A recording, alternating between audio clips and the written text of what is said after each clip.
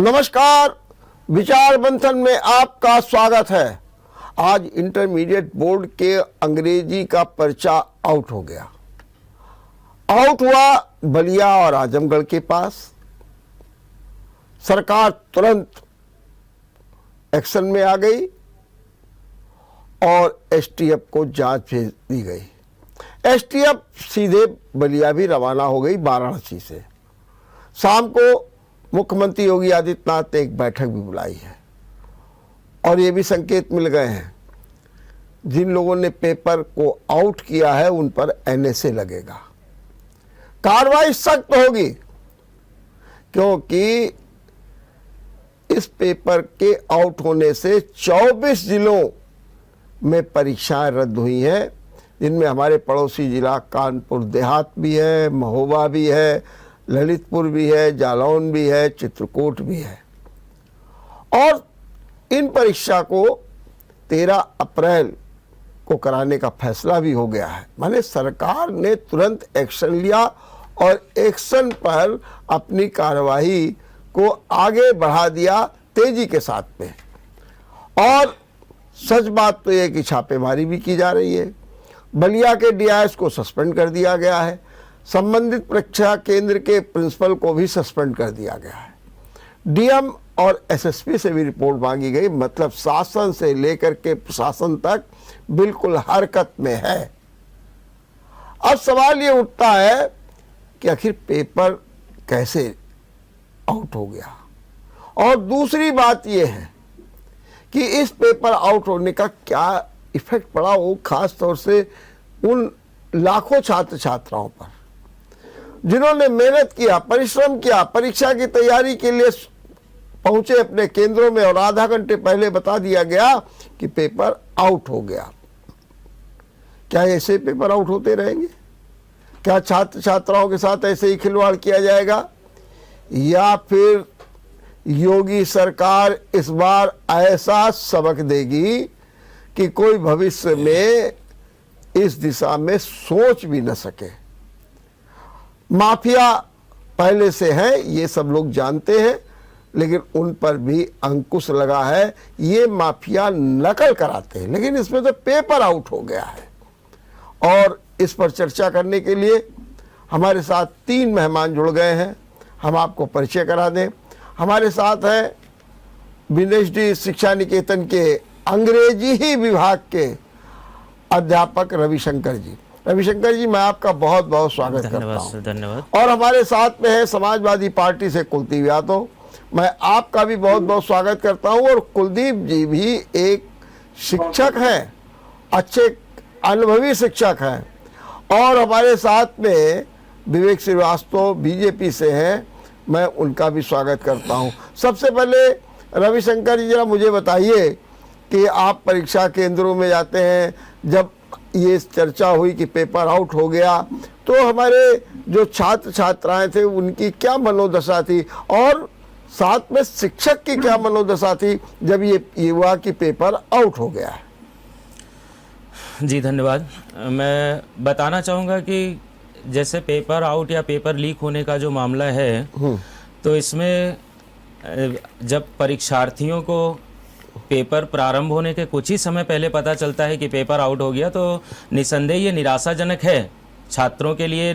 निश्चित रूप से ये काफ़ी निराशाजनक बात इसलिए है क्योंकि जिसकी वो महीनों से तैयारी कर रहे हैं और उनको ऐन मौके पर ये पता चलता है कि वो परीक्षा निरस्त हो गई पेपर लीक होने की वजह से। हालांकि इसके पीछे जिन भी माफियाओं का हाथ होगा, सरकार अपना काम निश्चित रूप से करेगी और हमें आशा है कि जल्दी ही निष्कर्ष तक भी पहुंचेंगे। और जो पिछले मामलों में ऐसा हुआ है उससे कहीं ज़्यादा जल्दी इसका निष्कर्ष निकल के आएगा और पर्दाफाश होगा कि आखिर ये किसने किया हुआ है। रही बात परीक्षार्थियों की, तो यूपी बोर्ड परीक्षा उत्तर प्रदेश के 75 जिलों में हाई स्कूल और इंटर के परीक्षार्थियों के द्वारा जो दी जा रही है, तो उसमें इंटरमीडिएट के लगभग 24,11,035 परीक्षार्थी परीक्षा दे रहे हैं। तो जैसे 24 जिलों में जो अभी पेपर निरस्त होने वाला मामला आया हुआ है, तो हालांकि जो 6 या 7 सेट होते हैं यूपी बोर्ड के एक विषय के, तो उसमें से एक सेट आउट हुआ है और वो जहां पर भी रहा होगा 1 या 2 सेट आउट हुआ है और वो जहां पर भी रहा होगा उसकी परीक्षा निरस्त हुई। हालांकि जो अपना कानपुर नगर है उसके सारे परीक्षार्थी परीक्षा दे रहे हैं, यहाँ पर ऐसा कोई मामला नहीं है। तो परीक्षार्थियों के लिए तो ये निराशाजनक रहता होगा। और रही बात शिक्षकों की, तो क्योंकि शिक्षक परीक्षार्थियों से जुड़े हुए हैं तो निराशाजनक उनके लिए भी है। ऐसा मामला वैसे नहीं होना चाहिए, लेकिन फिर भी अगर हुआ है तो निश्चित रूप से इस पर कड़ी से कड़ी कार्रवाई होनी चाहिए। मेरी सरकार से ये अपील है कि कड़ी से कड़ी कार्रवाई होनी चाहिए और भविष्य में ऐसी पुनरावृत्ति इस तरह की घटनाओं एक लाइन में की ये न भी हो। बताइए, एक लाइन में भी बताइए कि यहाँ पर भी असमंजस की स्थिति होगी कि साहब पेपर आउट हो गया है, कहो परीक्षा हो या ना हो, असमंजस की स्थिति होगी? नहीं, यहाँ पर तो परीक्षा चल रही है कानपुर नगर नहीं में तो चल रही, लेकिन जब बच्चे जब गए होंगे पेपर देने के लिए तो उस समय चर्चा तो होगी। नहीं, बिल्कुल नहीं, क्योंकि तुरंत लेटर विभाग से जारी हो गया था और वो लेटर तुरंत वायरल हो गया हमारे सोशल मीडिया माध्यम से। और मुझे लगता है कि लगभग 1:35 पर मेरे पास वो लेटर आ गया था, सेंटर पे लेटर आ गया था, जिससे मुझे पता चल गया था कि किन किन जिलों में परीक्षा निरस्त हुई है और वो किन किन जिलों में परीक्षा यथावत संचालन होता रहेगा। ठीक बात है। कुलदीप जी, आप भी शिक्षक हैं, जैसा मैंने परिचय में भी आप बताया, जो ये पेपर आउट हो गया है इसके बारे में आपका क्या कहना है और ये पेपर आउट क्यों होते हैं? देखिए, जहाँ तक आप पेपर आउट वाली बात है जी, आपने अभी कहा बच्चों के और शिक्षकों की क्या मनोदशा रहती है। आपको बता दें कि शिक्षक हो या छात्र, छात्र 1 साल से तैयारी करता है और अंतिम दिनों में जब लास्ट वाला मोमेंट होता है तो वो दिन रात मेहनत करता है और ये रहता है कि अब हम जा रहे हैं पेपर देने, तो अपना पूरा का पूरा मेहनत करता है। और इस कंडीशन से जब उसको एहतियात, जब वो अपना काफी पेन और बॉक्स संभाल रहा होता है, उस समय ये पता चले कि आपका पेपर लीक हो गया और आपका पेपर निरस्त कर दिया गया, तो उस बच्चे की मेहनत पर कितना असर पड़ता है ये हम जानते।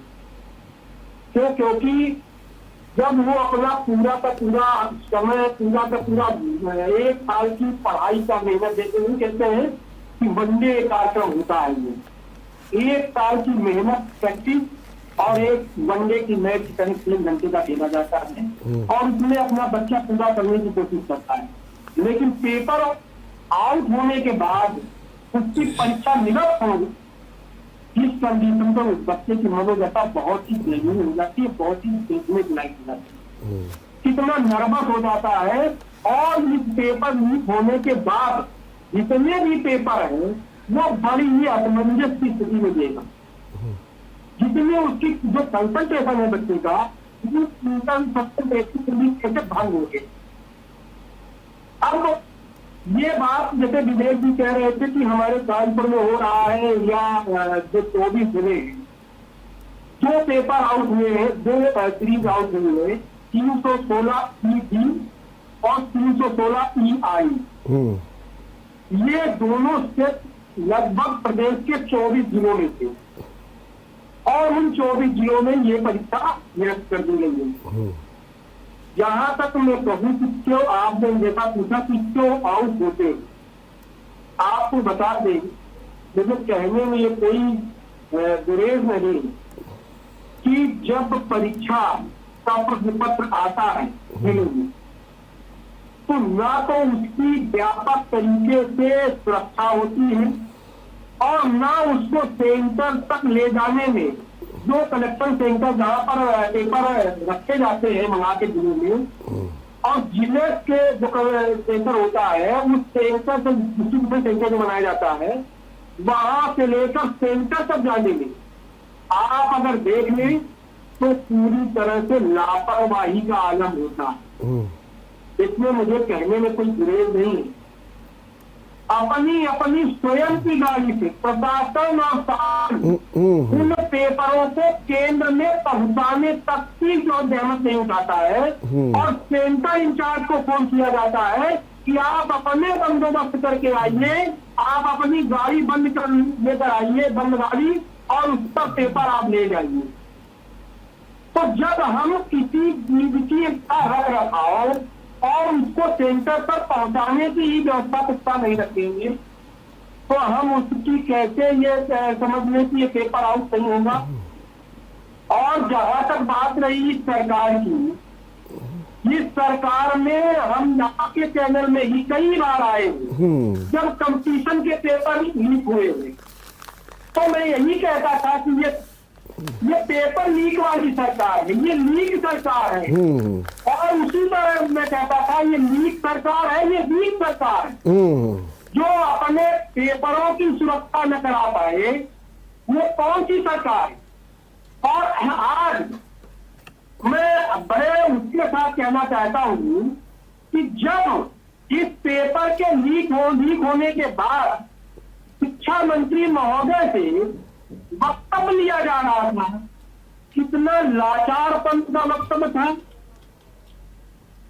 हमें समय दीजिए, आप लोग मीडिया वालों की कहा जा रहा है कि आप समय दे तब हम जांच कराएं। अरे आपका इंटेलिजेंस, आपके अधिकारी वर्ग, आपका प्रशासन पूरा आपको अगर आधे घंटे 1 घंटे में पूरी सूचनाएं नहीं दे पा रहा है तो किस तरह से हम सरकार चला रहे हैं भाई। किस तरह से हम परीक्षाओं को लीक न होने से बचाने के लिए काम कर रहे हैं। ये बड़े प्रश्न है। और एक बात और जो आपने कही कि शिक्षकों की क्या, देखो शिक्षक सुबह 7 से 10 और 2 से 5 को मेंटली प्रिपेयर रहता है कि हमें ड्यूटी करने जाना है। उसी तरह से आज तैयार था कि हमें जाना है। पेपर में जैसे सोशल मीडिया में वायरल हुआ कि बलिया और आजमगढ़ में पेपर लीक हो गया, तो अब वो ये तो तय हो गया था कि जहां पर इन कोर्ट के पेपर होंगे वो पेपर जरूर निरस्त होंगे। ठीक बात है। तो क्योंकि 316 ईडी और ईआई का पेपर था, अगर कानपुर होता तो कानपुर भी निरस्त होता। हालांकि अपना पड़ोसी जनपद कानपुर देहात, उसमें ये दोनों सीरीज थी और वहां पे निरस्त हुआ। तो अध्यापक तो अपना मनोदशा सही कर लेगा, लेकिन मुख्य चीज है कि जिसने पेपर की तैयारी की और उसके बाद वो ठगा सा महसूस किया जाने लगा, ठगा सा महसूस कर रहा है। और मैं तो ये कहूंगा हमारे राष्ट्रीय अध्यक्ष ने भी कहा है ये पेपर लीक होना ये एक तरह से पूरी तरह से साजिशन है। हम नौकरी न दे पाए, हम रोजगार न दे पाए, हम ये न कर पाए, इसलिए इस तरह की परीक्षाओं के लीक करो, डिटेन करो। बच्चा जब योग होगा नहीं, बच्चा उस काबिल होगा नहीं तो वो अपना रोजगार भी नहीं मांगेगा और एक तीर से कई निशाने फंस जाएंगे। अभी हम आपसे कुलदीप जी आपसे चर्चा करेंगे। आपने ठीक बातें उठाई, ठीक पॉइंट्स भी उठाए, मैं भी आपसे चर्चा करूंगा। रविशंकर जी ये बताइए, जैसा कि हमारे कुलदीप जी कह रहे हैं कि लापरवाही होती है, माने कि पेपर्स को लाने और ले जाने तक की व्यवस्थाएं नहीं की जाती है, उनमें जितनी सुरक्षा होनी चाहिए वो नहीं होती है, और यही कारण जो है कि पेपर लीक होते हैं। क्या आपको लगता है कि हाँ इसमें चूक होती है, विद्यालयों की भी चूक होती है, प्रशासन और शासन और शिक्षा विभाग की अहम चूक होती है? क्या आप इसको मानते हैं या आप कोई और कारण मानते हैं पेपर लीक होने का? देखिए, पेपर लीक होने में जहाँ तक मुझे लगता है कि पूरी तरह से नकल माफियाओं का हाथ होता है। कोई भी प्रशासन या कोई भी विद्यालय जो अपने परीक्षार्थियों की तैयारी करवा रहा है वो बिल्कुल भी नहीं चाहेगा कि किसी भी प्रकार से पेपर निरस्त हो और फिर परीक्षा को टाला जाए और परीक्षा को फिर आगे कभी कराया जाए। तो इसमें जो नकल माफियाओं का जो हाथ होता है। अच्छा, एक बात और है कि जैसे कोई बीमारी जब होती है किसी को, तो उस बीमारी को अगर हम पहले किसी झोला छाप डॉक्टर से इलाज करा लेंगे और उसके साथ में हम 10-15 दिन उस बीमारी को और गंभीर बना लेंगे और फिर किसी उस स्पेशलिस्ट के पास लेकर जाएंगे और फिर दूसरे दिन हम हाय तौबा मचाने लगेंगे कि हाय ये बीमारी क्यों नहीं ठीक हुई, हाय ये ऐसा कैसे हो गया। तो ये 2 दिन में कैसे ठीक हो जाएगा? जिसको आपने हफ्ते और 15 दिन में जिस केस को बिगाड़ा हुआ है तो उसको सुधरने में कुछ तो समय लगेगा। अब एक इसका अगर हम देखें कि पेपर जो 2 बजे से होना था उसके उसके जैसे ही ये आउट हुआ है तुरंत ये वायरल हो गया और पूरे सारे जिलों में परीक्षा निरस्त कर दी गई। ये हमें लगता है कि कितना बड़ा कदम है। अगर ये परीक्षा करवा दी जाती, उसके बाद में 3 घंटे बच्चा बैठता, किसी प्रकार से परीक्षा देता और उसके बाद में ये पता चलता कि पूरे उत्तर प्रदेश की अंग्रेजी विषय का परीक्षा पूरे 75 जिलों का निरस्त हो गया, तो कितने बच्चों का नुकसान होता। तो हमें लगता है कि कितना सक्रिय मामला रहा है कि तुरंत ये जहां जहां पर जैसी भी जिस तरह का अंदेशा था, जिस तरह का ये बच्चों के भविष्य के साथ इस तरह से एक मिनट में आपसे 1 मिनट रुकिएगा, मैं अभी आपको मौका दिया जाएगा, 1 मिनट आपको मौका दिया जाएगा। डिफेंड न करें मेरे भाई, मतलब अगर आप ये कहेंगे कि सरकार का इसमें भी बड़ा करेंगे, अरे जो दोष है, जो दोषी है उस पर आप करिए। और जो दोषी है, एक मिनट कुलदीप जी, मैं आपकी सारी बातों का जवाब दे रहा हूँ, 1 मिनट रुकिए। कुलदीप जी जरा रविशंकर जी की जरा बात सुन लीजिए, फिर उसके बाद रविशंकर जी की बात बढ़िया है, लेकिन ये तो मैं इस तरह से डिफेंड न करें कि बच्चों के भविष्य के साथ खेल हो रहा है। बिल्कुल बिल्कुल, नहीं, अभी आपकी बात सुन लेंगे। बच्चों के भविष्य के साथ खेल नहीं हो रहा है, बच्चों के भविष्य ये जानबूझ करके कोई इसमें ठीक बात मतलब ये कौन सी बात है कि आपने ये डिफेंड कर रहे हैं कि पेपर हमने निरस्त कर दिया। नहीं, पेपर निरस्त कर दिया गया। और पेपर क्यों निरस्त कर दिया गया? तो बिल्कुल भाई, अरे कोई होता पेपर आउट होता तो वो ये करता ही करता, इसमें चीज को दबाने वाली बात कौन सी है? पेपर जहां पेपर निरस्त हुआ है, उसकी जहां पेपर निरस्त हुआ है उसकी परीक्षा कैंसिल कर दी गई, तुरंत बच्चों को वापस कर दिया गया और उसके बाद अगले पेपर की डेट भी आ गई उसकी। तो इससे ज्यादा और सक्रिय मामला क्या हो सकता है? अब रही बात ये थोड़ा सा तो हमें प्रतीक्षा करनी पड़ेगी, थोड़ा इंतजार करना पड़ेगा कि इसके पीछे दोषी कौन है, उसके लिए जांच गठित की गई है, इसका दोषी कौन है, उस दोषियों पर कार्रवाई की जाएगी, लेकिन इतना तो धैर्य रखना पड़ेगा। एक लाइन भी ये बताइए कि जो सरकार ने फैसला किया कि एसटीएफ से जांच, एसटीएफ को बलिया भेज दिया और यहाँ तक ये भी कहा गया कि एनएसए भी लगाया जाएगा, ये बहुत सी बातें उन्होंने कही हैं, तो आप इससे संतुष्ट हैं कि आप चाहते हैं कि नहीं अभी ऐसी और कार्रवाई होनी चाहिए जिससे कि भविष्य में ये जो पेपर लीक होने की जो ये व्यवसाय सा बन गया है उससे मुक्ति मिल सके? देखिए, अभी तो पहले जो अभी मामला यूपी बोर्ड का, मुझे लगता है यूपी बोर्ड की अगर बात की जाए तो पहली बार हुआ है, बात हो रही है ना? पहली बार ऐसा हुआ है, तो पहले तो हमें ये इंतजार करना पड़ेगा और देखना पड़ेगा कि सरकार आखिर किस ओर जा रही है ना? प्रशासन इस बारे में क्या कदम उठा रहा है। हम पहले से आप सरकार की पहल से संतुष्ट हैं या आप कुछ और चाहते? मैं ये अभी तक पिछले कुछ घंटों में जो सरकार का काम हो रहा है, पिछले कुछ घंटों में जो सरकार ने किया हुआ है, पेपर लीक के बाद में जो उनका बयान आया हुआ है, जो उन्होंने मतलब आश्वासन दिया हुआ है, तो उससे तो हम पूरी तरह से संतुष्ट हैं। ठीक बात, ठीक है। कुलदीप जी, सरकार तो सक्रिय हो गई है, एसटीएफ को भेज दिया है और सीधे सीधे अगर आप देखें तो हर तरीके से कार्रवाई शुरू हो गई है, एनएसए के आदेश दे दिए गए, छापेमारी हो रही है। आखिर अगर एक कोई गलती हुई एक सरकार में किसी में, तो उस सरकार भी ने एक्शन में ले करके सारी व्यवस्थाओं को ठीक करने का काम किया। क्या ये एक बड़ी बात नहीं है? और क्या पिछली सरकारों में ऐसा होता था, बल्कि जांच बैठा दी जाती थी, दरोगा जी जाते थे, देखते थे, क्या ऐसा? तो आपको क्या लग रहा है जो योगी सरकार ने जो कदम उठाया है ये वास्तव में बड़ा गंभीरता का कदम है और इससे जो है ये नकल माफियाओं पर भी जो है ठेस लगेगी, उन पर भी चोट लगेगी और बाकायदे ये जो नकल की जो व्यवस्था है वो भी दूर होगी? देखिए, जहाँ तक बात है संचित होने की कार्रवाई से संचित गए या नहीं, ये बात अगर सरकार पेपर निरस्त हो जाए, पेपर लीक होने के बाद अगर उसको निरस्त नहीं करेगी तो कौन सा कार्रवाई करेगी? और दूसरा, अगर उस पर जांच नहीं बैठाई जाएगी, जांच यहाँ पर कितने पेपरों की लीक होने सकती? ये सरकार में पहला पेपर नहीं लीक हो रहा है, ये पहला पेपर यूपी बोर्ड में लीक हो रहा है।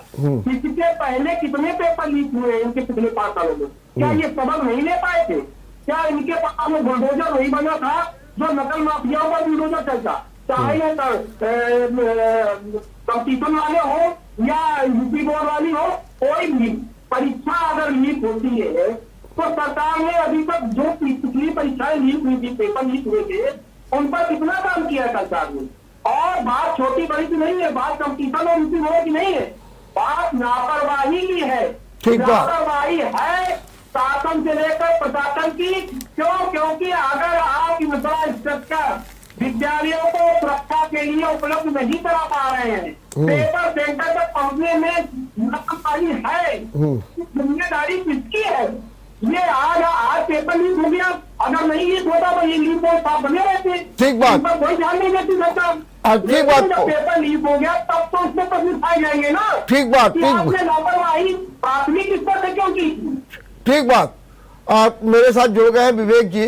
विवेक जी, हमारे पेपर के लीक होने की चर्चा हो रही है और ये भी हो रहा है कि पेपर लीक होने में पूरी तरीके से सरकार जिम्मेदार है और इस तरीके की कार्रवाई होती रहती है कि एसटीएफ जांच करे, एनएसए लग जाएगा सब कुछ, लेकिन होता नहीं है और नकल माफियाओं के हौसले बुलंद हैं। क्या कहना है आपको?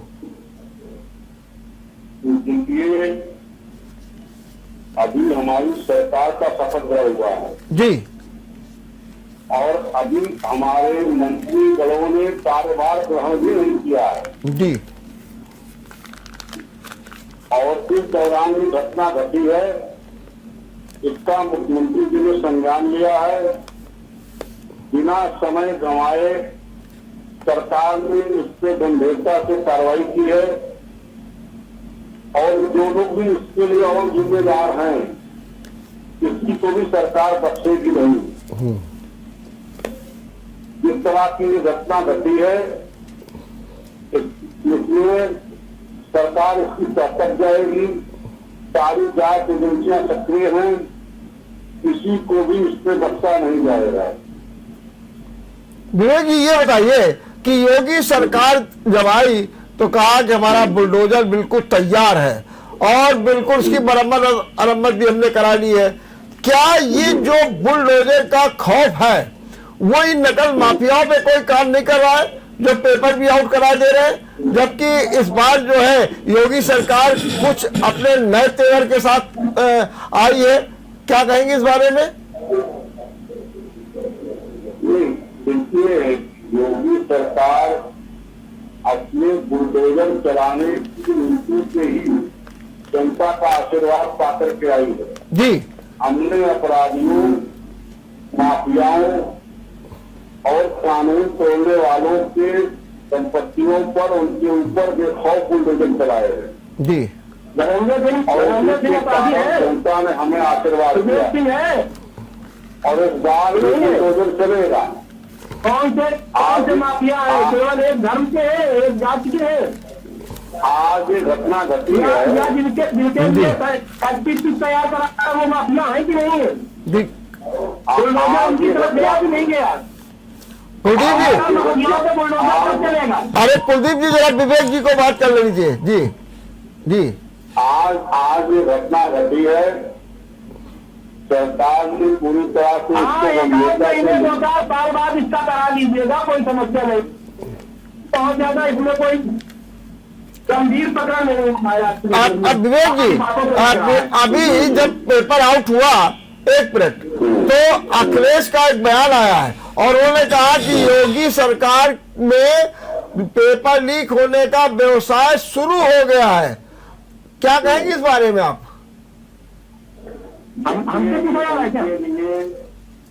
जिनके लिए व्यवसाय है वो लोग उसी तरह की भाषा का प्रयोग करेंगे। जी, आवाज विवेक जी की नहीं आ रही है। ठीक बात। भारतीय जनता पार्टी किसी सरकार सारी परीक्षा एजेंसियों की शिक्षा बहाल करने के लिए संकल्पित है।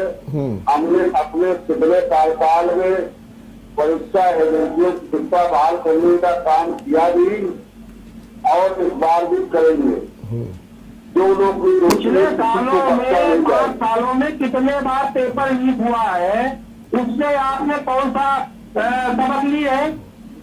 और आप कह रहे हैं कि अभी लीक हुआ है, धीरे धीरे पता चलेगा, तो ये तब तक इसका कोई समय सीमा है? या प्रदेश की शिक्षा मंत्री महोदय जैसे नचर बयान दे रही थी मीडिया पे और मीडिया से कह रही थी कि आप समय दे तब हम जांच कराएं, तो इस तरह के जो बयान है, इस तरह की कामचली है सरकार की, क्या इस पर कोई आगे ठोस कदम उठाया जाएगा सरकार की तरफ से? जी कि केवल हम यही कहते रहेंगे कि नहीं हम जांच कराएंगे, पिछले 5 सालों में तो उनकी जांच रिपोर्टें कुलदीप जी, जब विवेक जी को अपनी बात कर लीजिए। कुलदीप जी एक मिनट। हाँ विवेक जी, ये कह रहे हैं कि लगातार ऐसी ही कार्रवाई की बात होती है और कार्रवाई नहीं होती है, कोई सबक नहीं लेते हैं और ये लगातार पेपर लीक होने का काम जारी है और इससे छात्र छात्राओं पर बहुत बुरा असर पड़ता है और कहीं ना कहीं इस पे सरकार की चूक तो मानी ही जा रही है। क्या कहेंगे इस बारे में आप? नहीं, देखिए सरकार तो अभी 25 तारीख को शपथ ली है जी। अभी तो सरकार ने अपना एक मिनट, अभी तो जी बोलिए विवेक जी, बोलिए जी। अभी तो सरकार ने अपना कामकाज शुरू भी नहीं किया है जी। और अभी तो हमारे यहाँ मंत्रियों ने अपने कार्यालय में जाकर के कार्यभार भी ग्रहण नहीं किया। अभी तो सरकार की विभाग में लपेटना कुछ रिवाजी है, इस तरह से अपने साथ जल्दी में रहते हैं। तो क्या माने विवेक जी कि सरकार चूंकि अभी अच्छी तरीके से पदारूढ़ नहीं हो पाई है, सरकार का कामकाज शुरू नहीं हो पाया है, 25 तारीख के जो शपथ ग्रहण हुआ, तो क्या ये माने कि इसी का फायदा जो है नकल माफिया उठा रहे हैं? देखिए 25 तारीख को शपथ ग्रहण हुआ है जी। अभी एक आचार संहिता, चुनाव आचार संहिता खत्म हुई है जी। अभी स्नातक चुनाव की आचार संहिता लागू है जी सरकार अभी अपने सिर्फ कार्य पे नहीं है जी। अभी हमारे यहाँ कार्यकर्ताओं का मंत्रियों से अभी मिलकर की कोल बधाई देने का कार्यक्रम चल रहा है जी विवेक जी, ये बहुत ही गंभीर विषय पर चर्चा हो रही है। सरकार गठन और कार्यभार ग्रहण और कार्यभार आवंटन ये सब छोड़िए, सरकार आपकी है और पिछले 5 साल सरकार आपकी रही है, पूरा सेटअप आपका बना हुआ है, कोई नया नहीं बनाना है। आप अनावश्यक भाजपा डाइवर्ट न करें। आपकी आपको इस महत्वपूर्ण मुद्दे पर आपको चुनाव से और कार्यकर्ताओं और नेताओं को जोड़ रहे हैं। आपके दूसरे 11 तारीख को प्रधानमंत्री गुजरात में जाके चुनावी रैली कर दिए जाके, रोड शो कर दिए जाके, और आप यहाँ बात इस गंभीर मुद्दे पर ये चर्चा कर रहे हैं कि अभी सरकार बनी है, अभी ये हो रहा है, कि अभी वो हो रहा है। ठीक बात। पिछले 5 सालों की सरकार थी, हो क्या किया आपने? क्या जो पेपर लीक हुआ उस पर आपने कोई निर्णय लिया? कुलदीप जी आप विवेक जी को बता देना चाहिए जी। यहाँ पर इस तरह से डिफेंड करिए, ये बहुत ही छात्रों के भविष्य के साथ जुड़ा हुआ मुद्दा है। एक मिनट आप इस तरह से डिफेंड अच्छा कुलदीप जी एक मिनट। रविशंकर जी, मुझे जरा ये भी बताइए कि ये मान लिया जाए, वो तो कार्रवाई पेपर लीक की होगी, कि अब इस समय नकल होना पूरी तरीके से बंद हो गया है? जी बिल्कुल।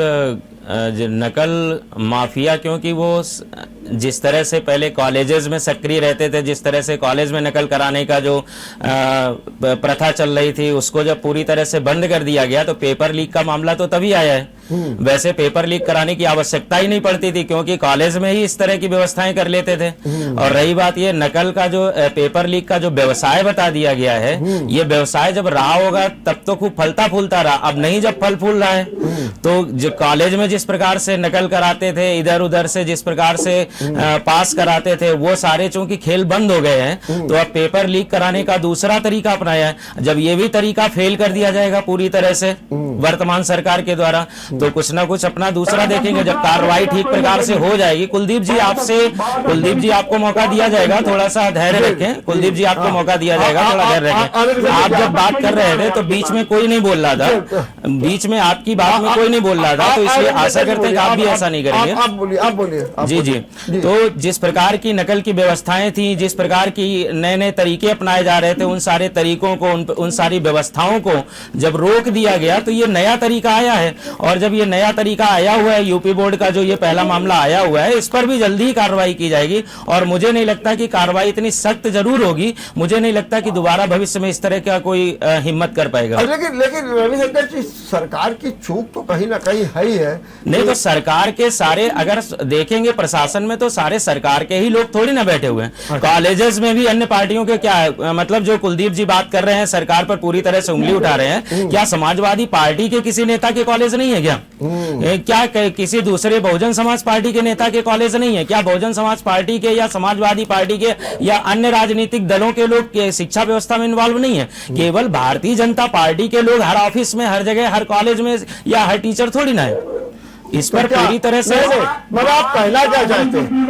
आप एक मिनट, आप कहना क्या चाहते हैं? आप ये कहना चाहते हैं कि जो शिक्षकों में भी सपा के लोग हैं, बहुजन समाज पार्टी के लोग हैं, तो वो सब इस माहौल को बिगाड़ने में लगे हुए हैं? नहीं, मैं बताने की बिल्कुल कोशिश कर रहा हूं, बताने की। कुलदीप जी, आप मुझे थोड़ा सा मौका दीजिए। कुलदीप जी, थोड़ा सा पहले तो ऐसा लग रहा है कि भारतीय जनता पार्टी के जो विवेक जी बैठे, उनका काम बहुत आपने अपने ऊपर ले लिया है। नहीं, बिल्कुल नहीं। कुलदीप जी, थोड़ा सा धैर्य रखिए। मैं आपसे निवेदन करता हूं कि जब आपकी बारी आएगी तो आपको बोलने दिया जाएगा, इसलिए बीच में आप हस्तक्षेप ना करें। जी, मैं ये कहना चाहता हूं कि जैसे जो अन्य प्रकार की जो व्यवस्थाएं हो रही थी, वो सारी व्यवस्थाएं अब जैसे पूरी तरह से अगर ये मान लिया जाए कि सरकार की चूक हुई है या सरकार की लापरवाही हुई है, तो सरकार की तरफ से लापरवाही नहीं हुई है। हाँ, बीच में अगर किसी ने इस प्रकार का ये बहुत शर्मनाक काम किया है तो उस पर जरूर कार्रवाई की जाएगी। और प्रशासन के संज्ञान में आया हुआ है, सरकार के संज्ञान में आया हुआ है, तो अगर कहीं पर किसी अंग में कोई खोट है तो उसका इलाज किया जाएगा। और इलाज करने में जो एक समय होता है, उस समय सीमा को तक तो हमें धैर्य रखना चाहिए कम से कम। कुलदीप जी, आपने सुना ये रविशंकर जी बहुत सीधी बात कह रहे हैं। इनका सीधा सीधा कहना है कि प्रशासन में विभिन्न आस्थाओं के लोग हैं, शिक्षा विभाग में विभिन्न आस्थाओं के लोग हैं, सपा भी है, बहुजन भी है, भारतीय जनता पार्टी है। अब सब भारतीय जनता पार्टी के तो लोग हैं नहीं, जो बड़ी ईमानदारी से काम हो, शुचिता से काम हो। शिक्षक में भी बता दिया कि सपा के भी लोग हैं, बहुजन समाज पार्टी। तो कहते हैं ये जो इस तरीके का माहौल है। और रही बात, जैसे थोड़ा सा मैं बीच में टोकना चाहूंगा जी, कि रही बात छात्रों के भविष्य के साथ खिलवाड़ करने की, तो क्या मुझे ये बता दें, कुलदीप जी से मैं ये पूछना चाहता हूं कि क्या उसमें समाजवादी पार्टी को मानने वाले छात्र नहीं है? क्या उसमें भारतीय जनता पार्टी को मानने वाले छात्र नहीं है? छात्र तो छात्र होता है ना, वो हमारे देश का भविष्य है। मैं ये थोड़ी कह रहा हूँ कि किसी लोगों के साथ खिलवाड़ हुआ है। मैंने तो बच्चों की निकाले भारतीय जनता पार्टी और समाजवादी पार्टी और बहुजन समाज पार्टी आप जोड़ रहे हैं। आप सरकार की चूक की बात कर रहे हैं ना, सरकार की चूक की बात कर रहे हैं आप। भारतीय जनता पार्टी सत्ता में है, प्रश्न सत्ता से पूछे जाते हैं। कुलदीप जी, बताना चाहूंगा, भारतीय जनता पार्टी सत्ता में है, इसीलिए पेपर शुरू होने से पहले ही पेपर निरस्त कर दिया गया। भारतीय जनता पार्टी सत्ता में है, इसीलिए पेपर शुरू नहीं हो पाया और पेपर निरस्त कर दिया गया। और बिल्कुल स्पष्ट न्यूज ये आ गया है, बिल्कुल स्पष्ट न्यूज ये आ गया है कि 24 जिलों को छोड़ करके बाकी जो उत्तर प्रदेश के 51 जिले हैं, उनमें पेपर यथावत रूप से चलता रहेगा। अगर भारतीय जनता पार्टी की सरकार ना होती तो ये मामला और पेचीदा हो सकता था। कुलदीप जी ये बता रहे हैं, रविशंकर जी कहते हैं कि चूंकि नकल पर अंकुश लग गया है और अंकुश लगने के कारण अब ये जो नकल माफिया है वो पेपर आउट कराने का काम करने लगे हैं। हम आपसे इस पर जवाब लेंगे, लेकिन एक छोटे से ब्रेक के बाद। आपका एक बार फिर स्वागत है। कुलदीप जी, हमारे रविशंकर जी कह रहे हैं कि नकल पर इतना अंकुश लग गया है कि अब माफिया लोग ये पेपर लीक कराने लगे हैं। क्या कहेंगे इस बारे में आप? कुलदीप जी, मेरी आवाज आ रही है आपको? चलिए विवेक जी, आप मेरी आवाज सुन रहे हैं? बिल्कुल आवाज आ रही है। अब विवेक जी ये कह रहे हैं कि जो हमारे कुलदीप जी की कार्रवाई कोई होती नहीं है, लेकिन आपसे मैं ये जानना चाहता हूं कि योगी सरकार को इस दिशा में ऐसा कौन सा कदम उठाना चाहिए जिससे कि भविष्य में पेपर लीक ना हो, क्योंकि पेपर लीक होने से सरकार की छवि पर बहुत बुरा असर पड़ता है। क्या कहेंगे आप? देखिए, अभी रविशंकर जी ने बहुत अच्छी बात कही कि मुलायम सिंह जी के जमाने में नकल एक व्यवसाय था जी, सेल्फ सेंटर होता था, वहीं पर बच्चों को नकल करा करके पास करवाने का ठेका लिया जाता था। और इस ठेके के सिस्टम को भारतीय जनता पार्टी की पिछली सरकार में चोट पहुंचा करके तोड़ दिया गया है। अब लोग पेपर लीक कराने जैसी हरकतें पे आ रहे हैं जिससे कि इस तरह के बच्चों को पास कराया जा सके। नहीं, पहले एक इस तरह नकल कराना एक सुनियोजित व्यवसाय था, तो चलता था समाजवादी पार्टी की सरकार में। बच्चे बड़े अच्छे नंबर देके पास होते थे, हालांकि उन्हें आता जाता कुछ नहीं था, वो बेरोजगार बन करके आकर के बेरोजगारों की भीड़ बढ़ाते थे। और इस व्यवस्था के जनक आदरणीय मुलायम सिंह यादव थे, जिनको की अखिलेश यादव जी की व्यवस्था को लेकर के आगे चले। भारतीय जनता पार्टी ने सभी परीक्षा एजेंसियों की क्षमता बहाल करने के दृष्टिकोण से काम किया और इस तरह की गतिविधियों को लगाम लगाई। इन किसी के भी नाम, फिर किसी के भी हाथ गतिविधियों में पाए गए तो भारतीय जनता पार्टी सरकार ने कार्रवाई की और जो कोई भी घटना में लिप्त पाया जाएगा उसके ऊपर कठोर से कठोर कार्रवाई भारतीय जनता पार्टी की सरकार करेगी। बच्चा किसी को नहीं जाएगा। ये कह रहे हैं कि हमारे यहाँ रविशंकर जी कह रहे हैं कि ये सरकार जिम्मेदार नहीं है क्योंकि प्रशासन में कुछ लोग बैठे हुए हैं, शिक्षा विभाग में भारतीय जनता पार्टी के ही लोग नहीं है, भारतीय जनता पार्टी के अलावा सपा के लोग भी हैं, बहुजन पार्टी के भी लोग हैं। इनका इशारा इस बात पर है कि ये जो विभिन्न विरोधी दल के लोग हैं ये सब बड़ी गड़बड़ी कर रहे हैं। नहीं, बिल्कुल रमेश जी, इसमें ऐसा होता है जी कि इस तरह के पेपर केंद्रीय ऑफिस में जमा होते हैं जी, और DROs की देख रेख में ये पेपर विद्यालयों में पहुंचाए जाते हैं जी, और ये विद्यालयों में पेपर परीक्षा के दौरान बांटे जाते हैं। इस पूरी प्रक्रिया में ना तो भारतीय जनता पार्टी के विद्यालय हैं, ना इस पूरी प्रक्रिया में भारतीय जनता पार्टी के कार्यकर्ता कहीं लगे हैं, ना सरकार का इससे भी कोई सीधा मतलब है। जो भी इसके विभाग के मंत्री बने हैं अभी तो उन विचारों ने कार्यभार भी नहीं किया है। सब लोग नवरात्र के दिनों का इंतजार कर रहे हैं। 25 तारीख को शपथ हुई है, अभी किसी ने अपने कार्यालय में कार्यभार भी नहीं किया। इसका मौका लेकर के इस तरह की घटना को जिन लोगों ने अंजाम दिया है वो जानते हैं कि ऐसी किसी घटना होने पे भारतीय जनता पार्टी की सरकार योगी आदित्यनाथ जी की सरकार पेपर रद्द करेगी और कार्रवाई होगी। बच्चे कोई नहीं जाएंगे, लेकिन ये अनावश्यक रूप से सरकार की छवि को खराब करने की चेष्टा है और जिसको अखिलेश यादव जी ने जल्दबाजी में सरकार को ऊपर थोपने की कोशिश की है। ठीक बात, मैं विवेक जी सरकार के दूर दूर तक कोई मेरा रास्ता नहीं है। ठीक बात, मैं आपकी बात समझ गया। कुलदीप जी, ब्रेक के जाने से पहले हमने एक बात आपसे पूछी थी कि कृपया ये बताइए कि ये कहा जा रहा है कि नकल पर पूरी तरीके से अंकुश लग गया है, अब बेचारे माफिया फड़फड़ा रहे हैं तो अब वो पेपर आउट कराने लगे हैं, क्या कहेंगे इस बारे में? क्या पिछले 5 सालों में जितने पेपर लीक हुए थे जी, वहाँ भी पहले नकल वाली व्यवस्था कर रही थी क्या? इस तरह के तथ्य लेकर के अपनी बात को हल्की करके अपने ऊपर पर्ची लगा के इस तरह से बातें नहीं की जाती है। बात अगर व्यवस्था की है, बात अगर पेपर सुरक्षा की है, बात अगर लापरवाही की है, बात अगर जवाबदेही की है, वो तय होनी चाहिए। ये हम नहीं कह सकते हैं कि पहले ये होता रहा है अब वो बंद हो गया तो ये रास्ता तय कर दिया गया। इस तरह से ये केवल और केवल ध्यान भटकाने वाली बातें हैं। मैं स्पष्ट रूप से कहना चाहता हूँ कि सत्ता शासन इसमें पूरी तरह से फेल्योर है, प्रशासन पूरी तरह से फेल्योर है।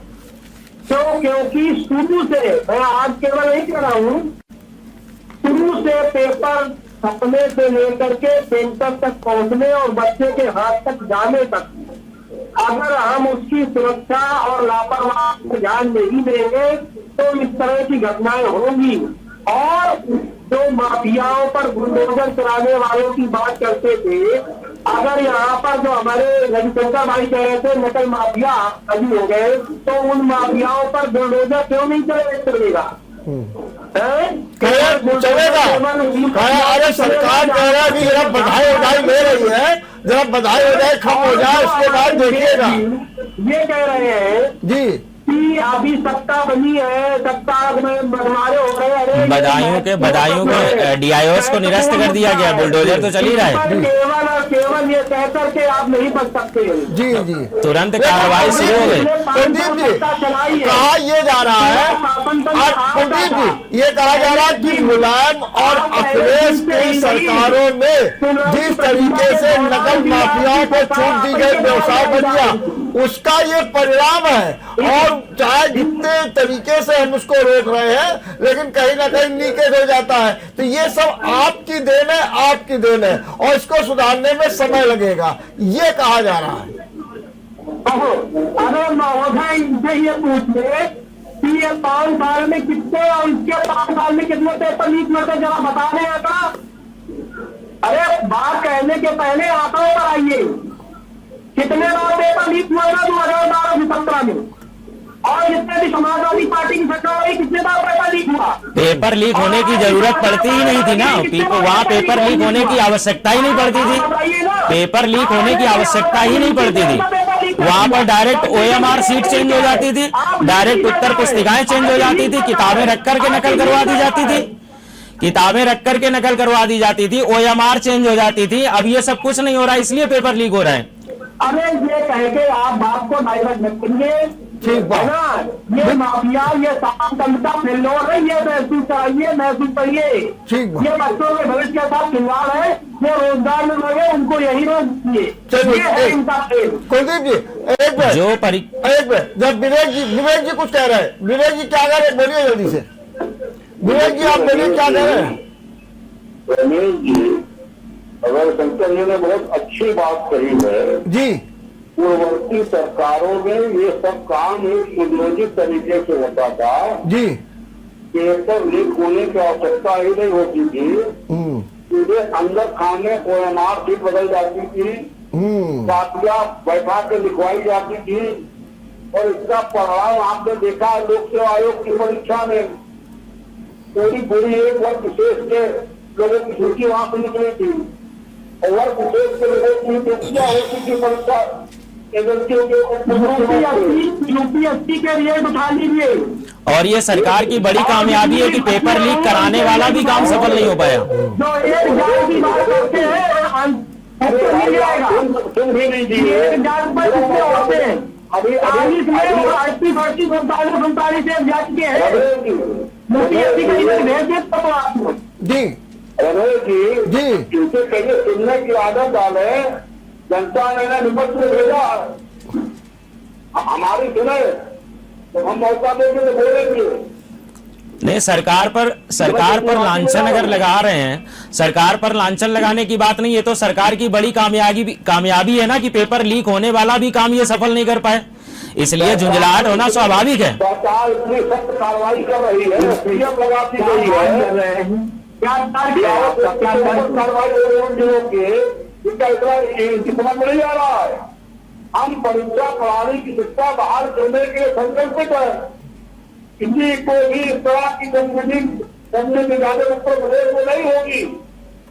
जो यहाँ से पास होकर जाएगा उसकी डिग्री को पूरे भारत में दुनिया में सम्मान दिया जाएगा। जो मोराल शक्ति दबाने की डिग्री नहीं है उसको लोग वक्त के लोग नहीं खाएंगे, बेरोजगार संख्या बढ़ाएंगे।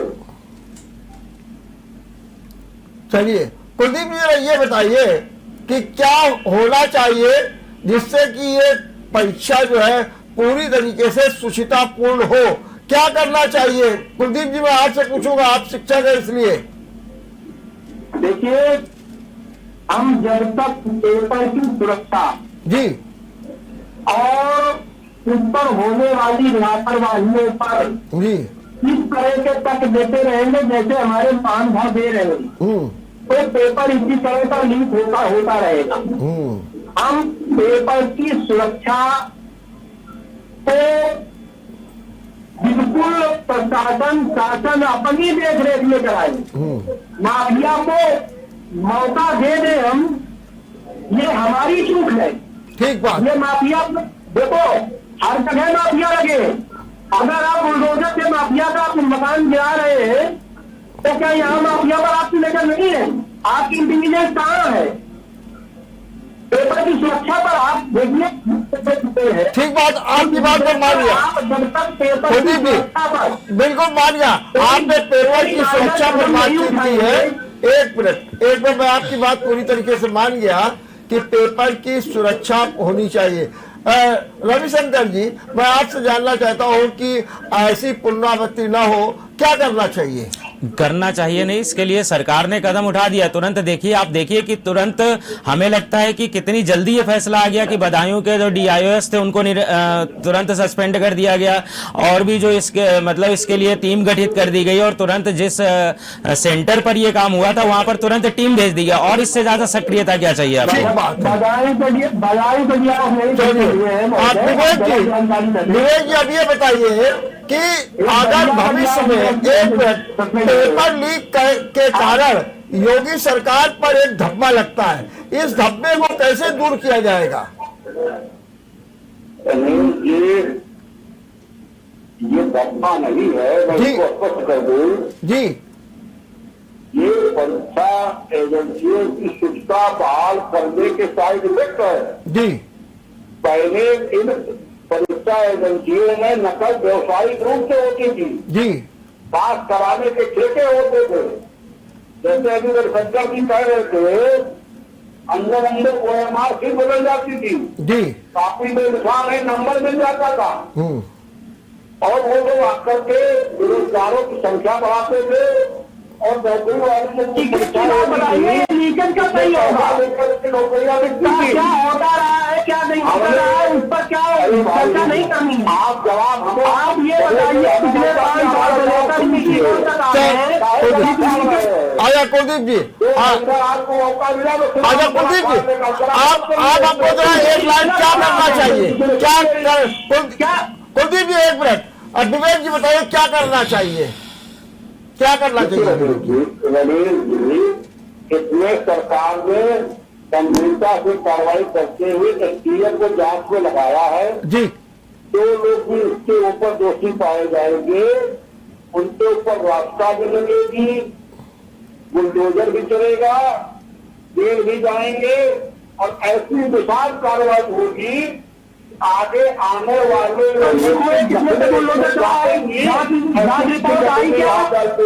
चलिए बहुत बहुत धन्यवाद। चलिए बहुत बहुत धन्यवाद। निश्चित रूप से पेपर लीक नहीं होना चाहिए।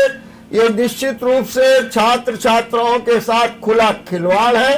और जो आज बात की गई है, एक और हमारे सपा के लोग कह रहे हैं कि जो पेपरों के सुरक्षा को लेकर के जो लापरवाही है वो दूर की जानी चाहिए, लेकिन वही दूसरी ओर बीजेपी और हमारे शिक्षक कह रहे हैं कि कार्रवाई शुरू हो गई है, और उनका ये भी कहना है कि बुलडोजर भी चलेगा, NSA भी लगेगा, और सख्त से सख्त कार्रवाई होगी, और ऐसी कार्रवाई होगी कि भविष्य में कोई हिम्मत भी नहीं जुटा पाएगा पेपर लीक करने का।